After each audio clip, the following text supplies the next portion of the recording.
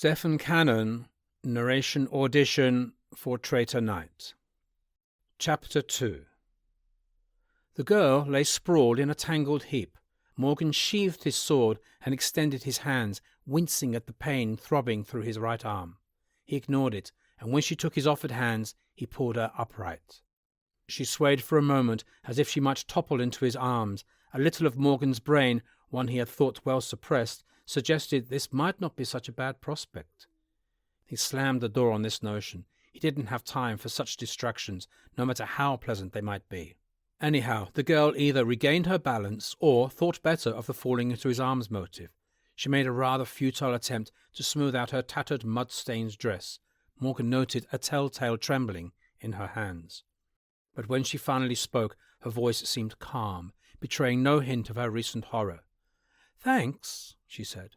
"I really didn't think anyone would hear me scream. I figured I was going to end up as the dragon's breakfast." "My lady," said Morgan formally, "I'm happy to have been of service. Did you take any injury from the—" His voice trailed off, his brain refusing to allow the word past his lips. "Dragon?" the girl finished for him briskly. "Most definitely a dragon. I've seen drawings in the old storybooks and in history texts as well. Rather a magnificent creature, wasn't he? And no, thank you, I don't seem to be hurt at all. Are you? He caught you a pretty good kick there. But we're both still alive, so I guess things could be worse, huh?" Morgan gaped. "You did cut it a bit fine, though, didn't you?" she went on, as calm as if she was commenting on the weather. "Another few seconds, and I would have been part of the history texts myself. First girl eaten by a dragon in 3 centuries. My claim to fame." She laughed at Morgan's startled expression. "Don't worry, I'll be fine. Although in about 5 minutes I'm probably going to have screaming hysterics. You won't mind too much, will you?" What?" Morgan opened and closed his mouth like a gaffed fish. She should have been quivering in horror, not bantering like this. She had as much self-control as any battle-hardened veteran. Most women, men as well, he conceded, would have already succumbed to those screaming hysterics. He was having a hard time suppressing them himself, but if she could manage it, so could he. "No, of course not," he said. "Who could blame you?" But as the tension of the moment drained away, it was being replaced with a strong curiosity itching to be satisfied. "At the risk of being thought rude, who are you?" he asked. "And what are you doing out here? The forest is no place for a girl." He looked around, but no one else emerged from the safety of the trees. "And you're all alone, aren't you? No escort?" No escort," she replied with a shake of her head, the gesture a mixture of defiance and wariness. Subtle golden flecks in her brown eyes gave her a slightly exotic look, at odds with her plain sensibility of her green walking dress and sturdy boots. Morgan wrested his attention back to her words, and she added, "I've never needed one before." Interesting. This girl was no delicate flower if she traipsed about the forest on her own. As far as Morgan could tell, most of the ladies at court felt quite daring if they chanced to stroll through the palace gardens. A tramp through the woods? Not likely. Which made her an object of suspicion. Because this would be an excellent place for a clandestine rendezvous.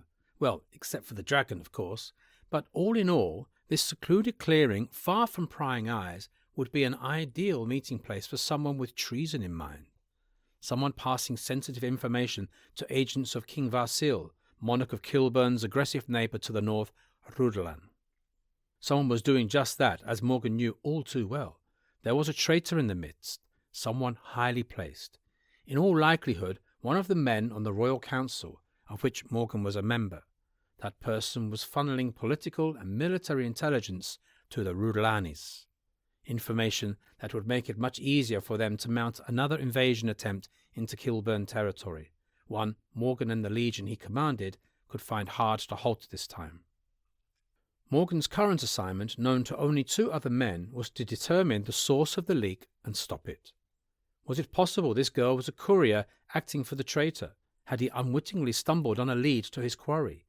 He scanned her face for some trace of duplicity, but found none. Actually, all he could see were those fascinating gold-flecked eyes. She regarded him in turn with less enthusiasm than might have been expected for someone who'd just been rescued from certain death. Of course, Morgan temporized, her reaction might be due to the realization that her rescuer wasn't the typical knight in shining armor. His unusual heritage was writ plain to see in his features. They didn't call him the Dark Knight for nothing, although not to his face, at least not any more. He thrust his thought away and resumed his scrutiny. Their eyes met for a brief moment, and Morgan felt a sudden chill course through him, as if the sun had passed behind a cloud. Odd. Perhaps she was up to something. Yet his instincts told him she was more likely just an innocent victim of circumstance, in the wrong place at the wrong time. He'd long since learned to trust those instincts. Still. "You're a frequent visitor to the forest?" Morgan kept his tone mild, but added just a touch of steel. He needed answers. Needed to be sure she wasn't linked to the traitor he was supposed to uncover. The traitor most people assumed was Morgan McRobbie, Knight Commander of the King's Legion, the Dark Knight.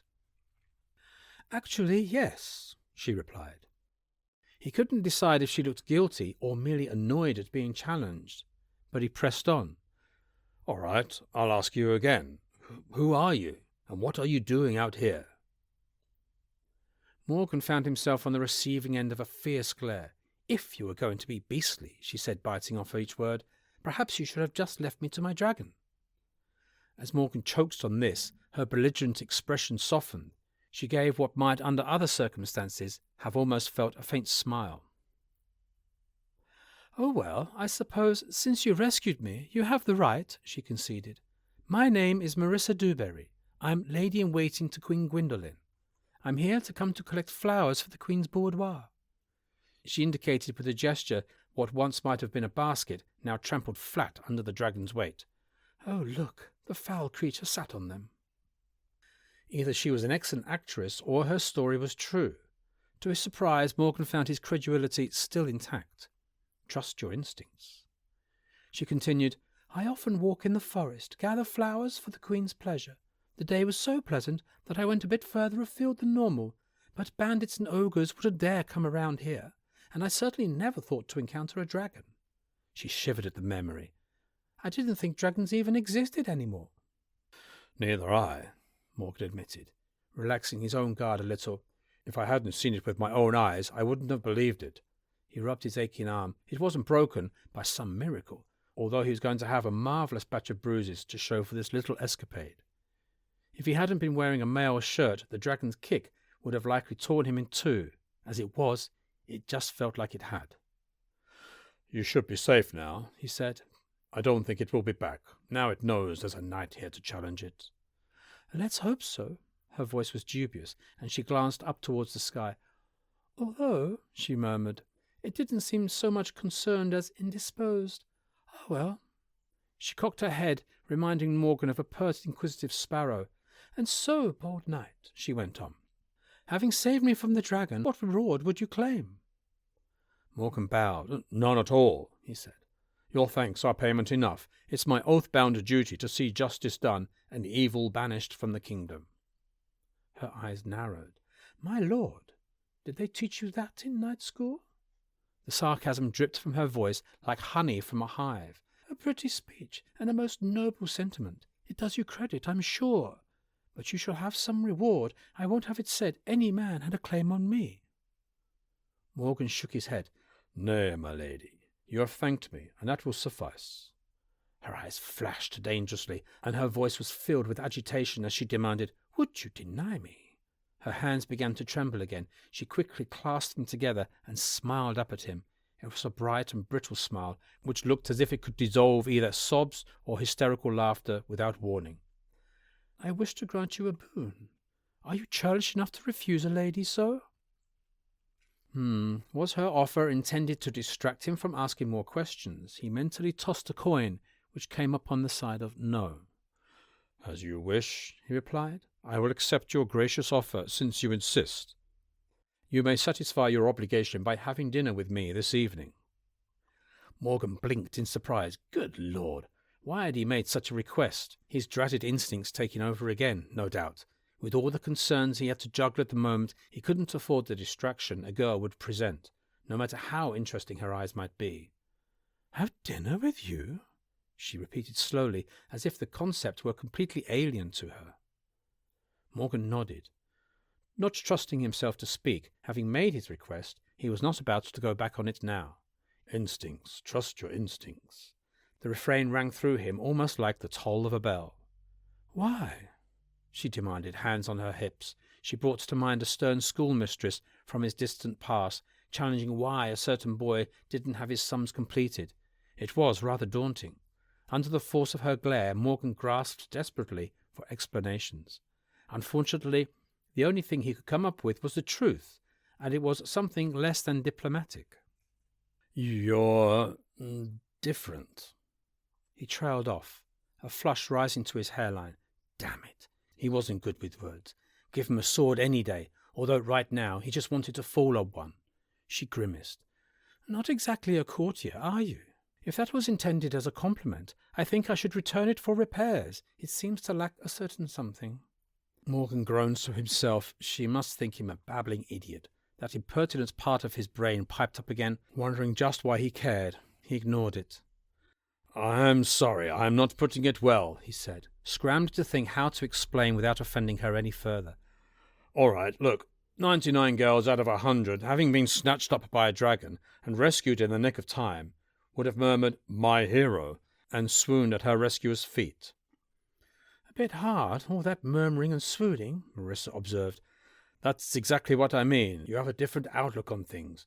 No swooning, no murmuring. Instead, you calmly dust yourself off and start in by berating me for my tardiness. I've never met a woman, anyone, like you. And he looked at her helplessly. Dinner?